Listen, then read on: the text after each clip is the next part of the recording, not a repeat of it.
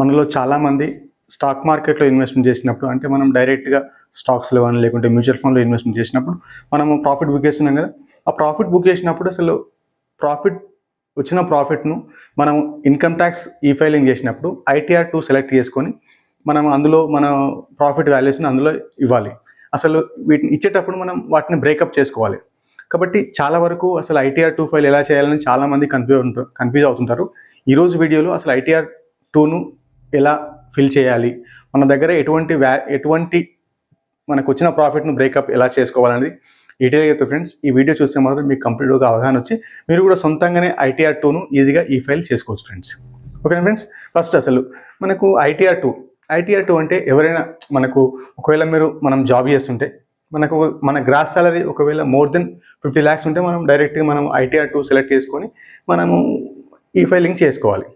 ఒకవేళ మన salary less than 50 lakhs ఉంటే మనం ITR 1 సెలెక్ట్ చేసుకొని మనకు ఎటువంటి క్యాపిటల్ గెయిన్స్ కానీ లేకుంటే మనం ఎటువంటి మన ప్రాపర్టీ సెల్ చేయడం కానీ లేకుంటే ఈక్విటీలో ఇన్వెస్ట్మెంట్ చేయకుంటే మనం డైరెక్ట్ ఎటువంటి క్యాపిటల్ గెయిన్ లేకుంటే డైరెక్ట్ మనం ITR 1 సెలెక్ట్ చేసుకొని మనం ఈ ఫైల్ చేసుకోవచ్చు. దాని ద్వారా మనకు ఎటువంటి ప్రాబ్లం కాదు. ఒకవేళ మీరు మన సాలరీతో పాటు మనకు ఇన్వెస్ట్మెంట్ చేసి మనం ప్రాఫిట్ బుక్ చేసి ఉంటే ఆ ఫైనాన్షియల్ ఇయర్లో అప్పుడు మనం ITR 2 సెలెక్ట్ చేసుకొని డెఫినెట్గా మనం ITR 2 సెలెక్ట్ చేసుకొని మనం ఈ ఫైలింగ్ అనేది చేసుకోవాలి. ఇలా ఈ ఫైల్ చేసినప్పుడు మన దగ్గర కొన్ని ఇంపార్టెంట్ పారామీటర్స్ అనేవి మన దగ్గర ఉండాలి. ఒకటి ఏంటంటే మనకు వచ్చిన ప్రాఫిట్ అనేది మనకు ఎంత ఉంది, ఒకవేళ అది షార్ట్ టర్మా అండ్ లాంగ్ టర్మా. ఒకవేళ మనకు వచ్చిన ప్రాఫిట్ అనేది మోర్ దెన్ మనకు వచ్చిన ప్రాఫిట్కు అసలు ట్యాక్స్ ఎంత ఇవ్వాలి అనేది మనకు ఐడియా ఉండాలి. అలా ఐడియా ఉంటే మనకి ఏంటంటే మనం నెక్స్ట్ ట్యాక్స్ పేమెంట్ చేసినప్పుడు చాలా ఈజీగా ఉంటుంది ఫ్రెండ్స్. ఇప్పుడు నేను చెప్తా ఫ్రెండ్స్ ఎట్లా మనం క్యాలిక్యులేట్ చేయాలని. సపోజ్ మనము సెల్ వాల్యూ అంటే మనకు ఫుల్ వాల్యూ ఆఫ్ కన్సిడరేషన్ అంటే మనం స్టాక్స్ కానీ లేకుంటే మ్యూచువల్ ఫండ్స్ కానీ కొన్నప్పుడు మనం ఎంత ఫుల్ వాల్యూ ఆఫ్ కన్సిడరేషన్ మనం ఎంత అమ్మినాం కంప్లీట్ వాల్యూ అంటే ఇది cell value and cost of acquisition అంటే ఇది బై వాల్యూ మనం ఎంత కొన్నాం ఇది బై వాల్యూ. అండ్ మనకి ట్రాన్సాక్షన్ చేసినప్పుడు మనం బై సెల్ చేసినప్పుడు మనకి ఎక్స్పెన్స్ ఎంత అయింది, మనకు STT కానీ లేకుంటే మనకు DP ఛార్జెస్ కానీ ఎంత అయింది. అండ్ నెట్ ప్రాఫిట్ ఎంత వచ్చిందంటే సపోజ్ ఇది మనకు ఫుల్ వాల్యూ ఆఫ్ మనం సెల్ వాల్యూ వచ్చేసి X అండ్ మనం బై వాల్యూ వచ్చేసి Y అనుకుంటే X మైనస్ Y, మన ఎక్స్పెన్సెస్ వచ్చేసి C అనుకుంటే X మైనస్ Y C అన్నట్టు. అంటే ఇది మన ప్రాఫిట్, ఇది ఎక్స్పెన్సెస్. ఇప్పుడు ఏమవుతుంది, ఇది నెట్ ప్రాఫిట్ అవుతుంది. ఈ నెట్ ప్రాఫిట్కు ఈ యాజ్ పర్ మన క్లాస్ ప్రకారం ఒకవేళ మనము లాంగ్ టర్మ్ ప్రాఫిట్ బుక్ చేసినామా లేకుంటే షార్ట్ టర్మ్ ప్రాఫిట్ బుక్ చేసినాం. ఒకవేళ long term capital gain profit book చేస్తే యాజ్ పర్ ఈక్విటీ క్లాసెస్లో ఏముంటుంది అంటే మోర్ దెన్ 1 year అయితే లాంగ్ టర్మ్, దానికి ఎంత ట్యాక్స్ మనకు వచ్చిన ప్రాఫిట్లో నుంచి మనకు 1.25 lakh ఎగ్జెంప్ట్ అయిన తర్వాత రిమైనింగ్ అమౌంట్కు 12.5% అనేది మనం ట్యాక్స్ పేమెంట్ చేయాలి. ఒకవేళ 1.25 lakh కంటే ప్రాఫిట్ తక్కువ ఉంటే no need to pay any tax. And అదే షార్ట్ టర్మ్లో అయితే ఒకవేళ మనకు వచ్చిన ప్రాఫిట్ నెట్ ప్రాఫిట్ ఎంత ఉందో వాటికి బై ఫ్లాట్ 20% అనేది మనకు ట్యాక్స్ అనేది పేమెంట్ చేయాలి. అండ్ ఒకవేళ మనకు ట్యాక్స్ అమౌంట్ అనేది మోర్ దెన్ 10,000 ఉంటే మాత్రం మనం తప్పనిసరిగా లాంగ్ టర్మ్లో కానీ లేకుంటే షార్ట్ టర్మ్లో కానీ తప్పనిసరిగా వాటికి అడ్వాన్స్ ట్యాక్స్ అనేది పేమెంట్ చేయాలి. ఒకవేళ మనం అడ్వాన్స్ ట్యాక్స్ పేమెంట్ చేయకుంటే లాస్ట్కు మనం పేమెంట్ చేయాల్సిన అమౌంట్ 10,000 కంటే ఎక్కువ ఉంటే వాటికి డెఫినెట్గా లేట్ ఫీ ఉంటుంది. అట్ ద సేమ్ టైం ఆ లేట్ ఫీకి వచ్చిన వాటిపైన ఇంట్రెస్ట్ ఉంటుంది. అండ్ కంప్లీట్గా మనకి ఏంటంటే మనకు చాలా వరకు ట్యాక్స్ కాంపోనెంట్ ఎక్కువ అదే ఉంటుంది, అంటే late fee plus interest component. ఓకేనా. కాబట్టి పెనాల్టీ పడకుండా ఉండాలంటే మనకు వచ్చిన ట్యాక్స్ మనం క్యాలిక్యులేషన్ వచ్చిన ట్యాక్స్ అనేది మనం మోర్ దెన్ 10,000 ఉంటే మనకి ఎమ్మడే కట్టేస్తే చాలా మంచిగా ఉంటుంది ఫ్రెండ్స్. మనం ఈ అమౌంట్ అనేది మనం ఈజీగా చూసుకోవచ్చు. అంటే మనకు ప్రాఫిట్ ఎంత వచ్చినట్టు.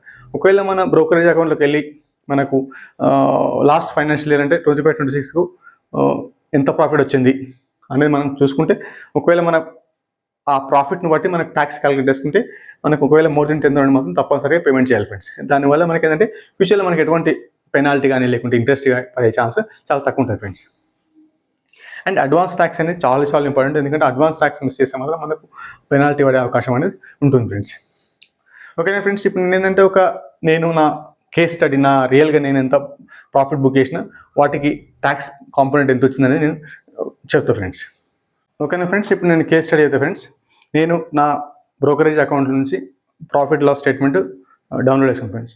డౌన్లోడ్ చేసుకుని అందులో నాకు లాంగ్ టర్మ్లో ఎంత ప్రాఫిట్ వచ్చింది అండ్ షార్ట్ టర్మ్లో ఎంత ప్రాఫిట్ వచ్చింది అనేది చూసుకున్నాను ఫ్రెండ్స్. ఇందులో ఏంటంటే మనకు వచ్చిన ప్రాఫిట్ అనేది మనకు ఎగ్జిట్ డేట్, మనం ఎప్పుడైతే ప్రాఫిట్ బుక్ చేసినామో ఆ డేటు ప్రకారం వాటిని విడగొట్టుకోవాలి. యాజ్ మన ఇన్కమ్ ట్యాక్స్ ఫైల్ చేసినప్పుడు వాటికి డేట్స్ అనేది ఈజీగా ఇస్తారు ఫ్రెండ్స్. అందులో ఒకటి ఏంటంటే మనకు 1/4 నుంచి అంటే April 1 నుంచి 15th June వరకు ఒక బ్రేకప్ అండ్ ఎగ్జిట్ డేట్ అంటే 16th 6 అంటే June 16th నుంచి 15th September ఒక బ్రేకప్ అండ్ 16th September నుంచి 12th December వరకు ఒక బ్రేకప్ అండ్ 15th December నుంచి 15th March వరకు ఒక బ్రేకప్. అంటే 16th March నుంచి 31st March వరకు ఒక బ్రేకప్. అంటే ఈ ఈ బ్రేకప్ డేట్లో ఎగ్జిట్ అయినప్పుడు మనకి ఎంత ప్రాఫిట్ వచ్చింది అనేది మనం విడగొట్టుకోవాలి ఫ్రెండ్స్. ఇందులో ఒకటి చెప్తా ఫ్రెండ్స్. ఫస్ట్ మనకు నేను బై చేసిన వాల్యూ అంటే స్టాక్స్ ప్లస్ మ్యూచువల్ ఫండ్స్ రెండు కలిపి నేను ఎంత బై చేశాను అంటే దాని వాల్యూ ఆఫ్ కన్సిడరేషన్ ఇది ఏంటంటే 15,48,640 రూపీస్ నేను బై చేసింది.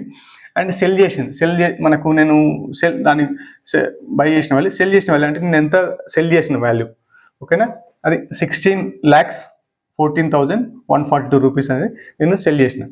ఎక్స్పెన్సెస్ ఎంత వచ్చిందంటే మనకు ఆ ఎగ్జిక్యూషన్ చేసినప్పుడు సెల్ చేసినప్పుడు మనకు ఎంత ఎక్స్పెన్స్ అయింది అంటే 22 ట్రాన్సాక్షన్ చేసినప్పుడు అండ్ అప్పుడు ఏంటంటే 186 రూపీస్ అయింది ఫ్రెండ్స్. అప్పుడు నెట్ ప్రాఫిట్ ఏంటంటే cell value minus by value minus expenses చేసే వస్తే మనకి ఏంటంటే నెట్ ప్రాఫిట్ వస్తుంది. ఈ నెట్ ప్రాఫిట్లో మనకు ఈ నెట్ ప్రాఫిట్ అనేది మనము డిస్ట్రిబ్యూట్ చేసినప్పుడు కూడా ఈ నెట్ ప్రాఫిట్ అనేది ఈ సమ్ అనేది సేమ్ వాల్యూ ఉండాలి.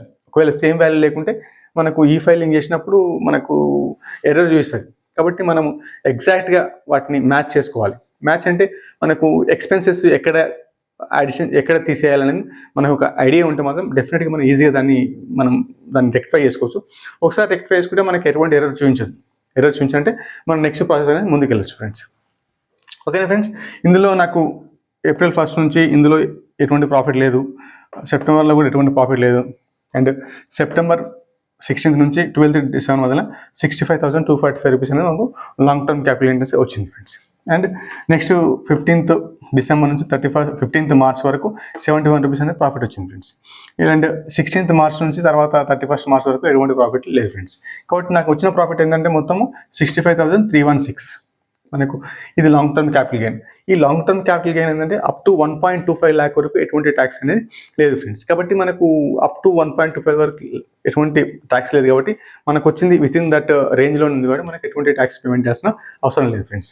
కానీ నేను అదే సేమ్ ప్రాసెస్ని మనం short term capital gain profit book చేసినప్పుడు వాటిని విడగొట్టుకున్నా ఫ్రెండ్స్. ఆ విడగొట్టుకుంటే నాకు ఆల్మోస్ట్ నాకు ప్రాఫిట్ అనేది వచ్చింది కాబట్టి నేను వాటికి ట్యాక్స్ అనేది పేమెంట్ చేసినాను. ఎందుకంటే నేను ఎప్పుడైతే ప్రాఫిట్ బుక్ చేసానో short term capital gain profit book చేసానో అలాంటప్పుడు డెఫినెట్గా వాటికి మనకి ఎంత వచ్చింది ట్యాక్స్ ఎంత పేమెంట్ చేయాలి మనం డ్యూ ఉన్నామంటే నేను డెఫినెట్గా అది ప్రాఫిట్ బుక్ చేసిన తర్వాత నెక్స్ట్ క్వార్టర్లోనే వాటిని పేమెంట్ చేస్తాను ఫ్రెండ్స్. అలా పేమెంట్ చేయడం వల్ల మనము ITR ఫైలింగ్ చేసినప్పుడు మనకు ఎటువంటి పెనాల్టీ కానీ లేకుంటే ఇంట్రెస్ట్ కానీ పడే ఛాన్సెస్ చాలా తక్కువ ఉంటాయి. ఎందుకంటే నా personal experience I think last year కూడా చేసిన దీనిపైన వీడియో ఏంటంటే అడ్వాన్స్ పేమెంట్ ట్యాక్స్ చేసినప్పుడు ఏంటంటే మనకి ఎటువంటి ప్రాబ్లం కాదు ఫ్యూచర్లో. ఒకవేళ మనకు ట్యాక్స్ మనం ఎక్కువ పేమెంట్ చేసి మనకు రిఫండ్ అవుతుంది, అదే కానీ తక్కువ పేమెంట్ చేస్తే మనకు ఇంట్రెస్ట్ పెనాల్టీ అనేది పడుతుంది. కాబట్టి అడ్వాన్స్ ట్యాక్స్ అనేది చాలా చాలా ఇంపార్టెంట్. ఎందుకంటే మనకు తెలియకుండానే మనకు ఇంట్రెస్ట్ అనేది పేమెంట్ చేయాల్సిన అవసరం అనేది వస్తుంది ఫ్రెండ్స్. ఒకవేళ మనం ఇవన్నీ వాల్యూషన్ మనం విడగొట్టుకొని ఎక్సెల్ షీట్లో విడగొట్టుకొని పెట్టుకుంటే మనం ఈజీగా మనం ITR 2 ఫైల్ చేసినప్పుడు చాలా ఈజీగా తెలుసుకోవచ్చు ఫ్రెండ్స్. ఓకేనా ఫ్రెండ్స్. మీకు ఎటువంటి డౌట్ కానీ ఏమైనా ఉంటే మాత్రం నాకు మెయిల్ చేయండి, నేను డెఫినెట్గా మీకు చెప్పడానికి చెప్తాను. నా ఎక్సెల్ షీట్ కూడా మీకు ఫార్వర్డ్ చేస్తాను ఫ్రెండ్స్. నా మెయిల్ ఐడి వచ్చేసి balaswamy23@gmail.com అంటే BALASWAMY23@gmail.com. మీరు డైరెక్ట్ నాకు మెయిల్ చేసి నేను డెఫినెట్గా మీకు సహాయం చేయడానికి ట్రై చేస్తాను ఫ్రెండ్స్. దానివల్ల మీకు ఏంటంటే ITR అనేది సొంతంగా ఫైల్ చేసుకుంటారు కాబట్టి మీకు ఎటువంటి టెన్షన్ లేకుండా ఉండొచ్చు ఫ్రెండ్స్. లేకుంటే ఏంటంటే మనము CAకి ఇవ్వాలి, వాళ్ళకు అతనికి మళ్ళీ అట్లీస్ట్ ఒక 2,000 నుంచి 3,000 రూపీస్ వరకు అతనికి ఫీ ఇవ్వాలి. కాబట్టి ఒకవేళ మనం అందులో ఉండే టెక్నిక్స్ ఏంటివి, మనం ఎటువంటి పారామీటర్స్ ఎగేసుకోవాలి, మనం ఎట్లా బ్రేకప్ చేసుకోవాలి మీకు ఐడియా ఉంటే మీకు సొంతంగా కూడా ITR ఫైల్ చేసుకోవడం చాలా ఈజీ. కాబట్టి నేను చాలా వరకు ఆల్మోస్ట్ నేను జాయిన్ అయ్యి కూడా మా కంపెనీలో జాయిన్ అయ్యి నేను 14 ఇయర్స్ అవుతుంది ఫ్రెండ్స్. కాబట్టి నేను ఎప్పుడు వేరే వాళ్ళకు అంటే సీఏకి ఇచ్చి చేయించలేదు. కాబట్టి మనం సొంతంగా చేసుకుంటే మనకు ఒకసారి కాన్ఫిడెన్స్ వచ్చిన తర్వాత మనం సొంతంగా చేసుకుంటే మనం ఎటువంటి భయపడాల్సిన అవసరం అనేది లేదు ఫ్రెండ్స్. ఓకేనా ఫ్రెండ్స్. కాబట్టి మనం ఇక్కడ ఇవన్నీ బ్రేకప్ చేసిన తర్వాత నెక్స్ట్ మనం ఏంటంటే మనం డైరెక్ట్ మనం ఈ ఫైలింగ్ లాగిన్ అయ్యి మనం ఎంట్రీ చేసుకుంటూ పోవాలి. మన గ్రాస్ శాలరీ మనం జాబ్ చేస్తున్నప్పుడు మనకు employer every year form 16 part A and part B ఇస్తారు కదా ఫ్రెండ్స్. ఫార్మ్ 16 పార్ట్ ఏలో ఉన్న ట్యాక్స్ వాల్యూ, పార్ట్ బిలో ఉన్న ట్యాక్స్ వాల్యూ సేమ్ ఉండాలి. సేమ్ లేకుంటే మన ఎంప్లాయర్ దగ్గరికి వెళ్ళి మనకు ఫార్మ్ 16 రెక్టిఫై చేయించుకోవాలి. రెక్టిఫై చేయించుకుంటే మనకు చాలా మంచిది friends. And at the same time మనకు ఐటీఆర్ ఈ ఫైలింగ్లో లాగిన్ అయ్యి మనం ఫామ్ 26A డౌన్లోడ్ చేసుకోవాలి. ఫామ్ 26A డౌన్లోడ్ చేసుకుని అందులో ట్యాక్స్ వాల్యూ ఎంత ఉంది కాబట్టి అందులో కూడా సేమ్ ఉండాలి. అంటే ఫామ్ 16 పార్ట్ ఏలో ఉన్నది, పార్ట్ బిలో ఉన్నది, 26Aలో ఉన్నది సేమ్ ఉంటే మనకు ఎటువంటి ప్రాబ్లం లేదు. అంటే ట్యాక్స్ పరంగా మనకు ట్యాక్స్ పేమెంటు, ట్యాక్స్ క్రెడిట్ అనేది చాలా క్లియర్గా ఉంది కాబట్టి మనం ఎటువంటి టెన్షన్ లేకుండా మనం డైరెక్ట్గా ఈ ఫైలింగ్ చేసుకోవచ్చు ఫ్రెండ్స్. ఓకేనా ఫ్రెండ్స్. అండ్ మనకు ఫామ్ 16 పార్ట్ బిలో ఉన్న వాల్యూస్ అన్నీ ఆటోమేటిక్గా ఐటీఆర్ 2లో అయినా ఐటీఆర్ 1లో అయినా ఆటోమేటిక్గా పాపులేట్ అవుతాయి. ఎట్ ద సేమ్ టైం మనకు వచ్చిన ఇంట్రెస్ట్ అంటే మనకు బ్యాంక్ ఇంట్రెస్ట్ కానీ లేకుంటే మనకి ఏమైనా ఎఫ్డీ చేస్తే అది కూడా ఇంట్రెస్ట్ కానీ ఆటోమేటిక్గా ఐటీఆర్లో ఈ ఫైలింగ్లో ఆటోమేటిక్గా పాపులేట్ అవుతాయి. కాబట్టి మనం ఎటువంటి టెన్షన్ అవ్వాల్సిన అవసరం లేదు. అండ్ మనకు పాపులేట్ కాదు ఏంటంటే మనకు క్యాపిటల్ గెయిన్ అనేది ప్రాఫిట్ అనేది పాపులేట్ కాబట్టి ఆ క్యాపిటల్ గెయిన్ మనం పాపులేట్ చేసుకుంటే ఆటోమేటిక్గా మనం మిగతా అన్నిటిని మనం పేమెంట్ చేసుకో మనం ఈజీగా మనము ఐటీఆర్ అనేది ఈ ఫైల్ చేసుకోవచ్చు. ఓకేనా ఫ్రెండ్స్.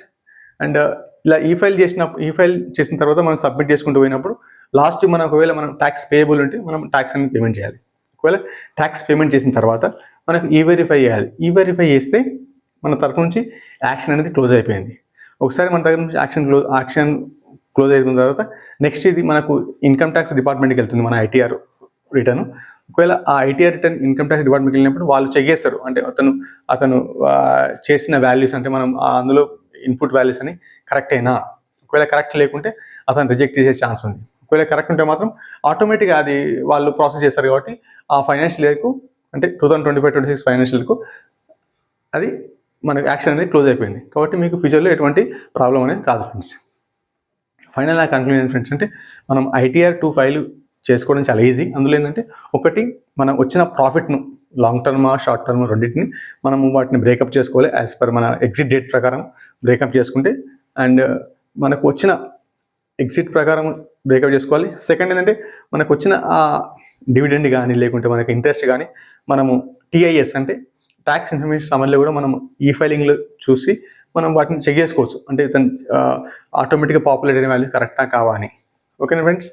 అండ్ ఫైనల్ నా కన్క్లూజన్ ఫ్రెండ్స్ అంటే మనకు ఐటీఆర్ 2 ఫైల్ చేసుకోవడం చాలా ఈజీ ప్రొవైడెడ్ మనకి ఏంటంటే మన క్యాపిటల్ గెయిన్ ప్రాఫిట్ అనేది మనం బ్రేకప్ చేసుకోవాలి. ఓకేనా ఫ్రెండ్స్. ఇంతవరకు మీ వీడియో చూసినట్టయితే అండ్ లైక్ చేయండి ఫ్రెండ్స్. నేను చెప్పే కాన్సెప్ట్ మీకు ఎలా అనిపించిందో కమెంట్ రూపంలో చెప్పండి. ఒకవేళ మీరు ఫైనాన్షియల్గా అవేర్ అయ్యి మీరు ఫైనాన్షియల్గా ఎటువంటి ప్రాబ్లంగా కూడా ఉండాలనుకుంటే మాత్రం నా ఛానల్ సబ్స్క్రైబ్ చేసుకోండి ఫ్రెండ్స్. ఓకేనా friends. And thank you very much for your friend.